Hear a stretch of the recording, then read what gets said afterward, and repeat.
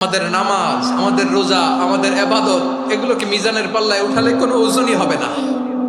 তবে আমাদের একটা কৌশল জানা আছে, আমরা আল্লাহর রহমতের ভিখারি।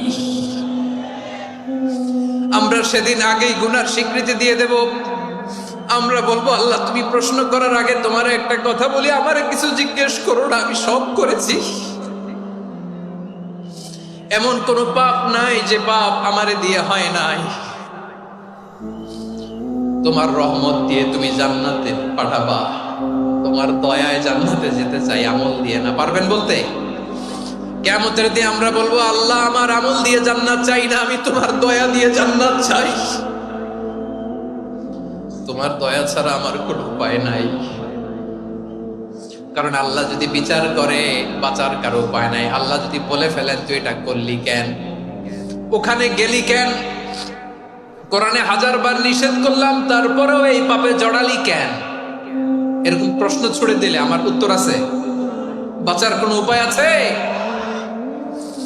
রোজ হাসরে হে আল্লাহ আমার করোনা বিচার, আল্লাহ করোনা বিচার।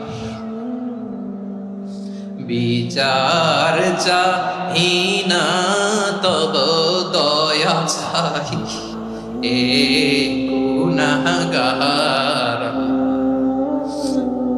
করোনা বিচার। আপনার আমল দিয়ে জান্নাতে যাবেন? কি দিয়ে যাবেন? আল্লাহর দয়া দিয়ে। আল্লাহর রহম আর দয়া ছাড়া কেউ জান্নাতের চেহারাও দেখতে পাবে না। আমার প্রিয় ভাইয়েরা, এই দোয়া আল্লাহর কাছে পছন্দনীয় হওয়ার কারণ তিনটা। দোয়ার প্রথম অংশে আছে তাওহীদ, আল্লাহর একত্ববাদের ঘোষণা। এই দোয়ার দ্বিতীয় অংশ আছে তাসবিহ, আল্লাহর প্রশংসা সূচক বাণী। এই দোয়ার 3 নাম্বার অংশ পাপের স্বীকৃতি। তাহলে আমরা সবাই গুনাহগার। আমরা আল্লাহর কাছে পাপের স্বীকৃতি দিয়ে বলবো, ও আল্লাহ ইন্নী কুনতু মিনাজ জালিমিন। আমরা জুলুম করেছি, পাপ করেছি, অন্যায় করেছি, আল্লাহ বুঝতে পারি নাই। শয়তানের ওয়াসওয়াসায় পড়ে, বন্ধুর পাল্লায় পড়ে, নফসের খায়েশ মিটাতে যে আল্লাহ করে ফেলেছি। তুমি গুনাহ না মাফ না করলে আমাদের গুনাহ মাফ করার দ্বিতীয় কেউ নাই। ঠিক কিনা বলেন? এভাবে অনুতপ্ত হয়ে যদি আল্লাহর কাছে দোয়া করেন, দেয়ালে পিঠ থেকে গেছে, কোনো রাস্তা নাই বের হওয়ার, ওই মুহূর্তেও আপনাকে বিপদ থেকে উদ্ধার করবে কে?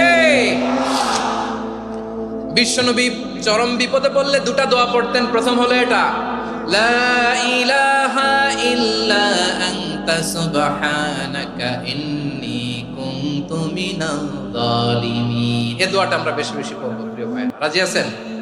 সবাই আওয়াজ করে পড়ুন ইনশাআল্লাহ। আমার প্রিয় ভাইয়েরা, বিপদে পড়লে বিশ্বনবী আরো একটা দোয়া পড়তেন, লা ইলাহা ইল্লাল্লাহুল আযীমুল হালিম, লা ইলাহা ইল্লাল্লাহু রাব্বুল আরশিল আযীম, লা ইলাহা ইল্লাল্লাহু রাব্বুস সামাওয়াতি ওয়াল আরদি ওয়া রাব্বুল আরশিল কারীম। এই যে বললাম, রেকর্ড হয়ে গেছে। এখন তো আর ইনস্ট্যান্ট মুখস্থ না হলো, পরে মুখস্থ করে নেবেন। আল্লাহ ছাড়া কোনো উপাস্য নাই, তিনি সুমহান, মহা সহিষ্ণু। আল্লাহ ছাড়া কোনো উপাস্য নাই, তিনি সুমহান, আরশের অধিপতি। আল্লাহ ছাড়া কোনো উপাস্য নাই, তিনি আকাশের মালিক, জমিনের মালিক, তিনি সুবিশাল আরশের অধিপতি। সুবহানাল্লাহ পড়েন। এই দোয়াটা কেউ যদি পড়ে যদি এর ওসিলা করে দোয়া করে, তাকে বিপদ থেকে মুক্তি দেয় কে? মনে থাকবে আপনাদের? তাহলে বিপদের প্রথম ধাক্কায় কি যেন পড়তে হয়? ইন্না লিল্লাহ। তারপরে কি বলে আল্লাহর কাছে নিজেকে সঁপে দিতে হয়? দেয়ালে পিঠ থেকে গেলে লা ইলাহা ইল্লা আনতা সুবহানাকা ইন্নী কুনতু মিনাজ জালিমিন। 2 নাম্বার হচ্ছে লা ইলাহা ইল্লাল্লাহুল আযীমুল হালিম, লা ইলাহা ইল্লাল্লাহু রাব্বুল আরশিল আযীম, লা ইলাহা ইল্লাল্লাহু রাব্বুস সামাওয়াতি ওয়াল আরদি ওয়া রাব্বুল আরশিল কারীম। মনে থাকবে? ইনশাআল্লাহ বলেন সবাই, আওয়াজ করে সবাই ইনশাআল্লাহ।